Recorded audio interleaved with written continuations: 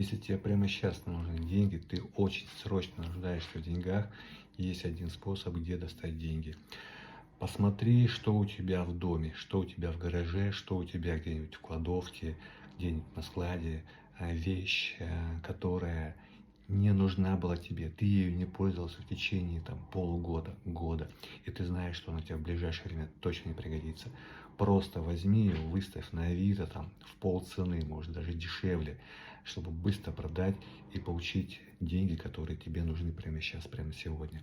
Буквально вчера на днях на складе я тоже проводил такую мини-ревизию, нашел 12 палет кафеля, которые у нас лежат давно, которые нахрен никому не нужен, ну как бы занимает место.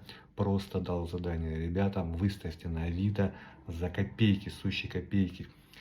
Буквально на следующий день были звонки, приехали клиенты и стали потихонечку возить палетами этот кафель.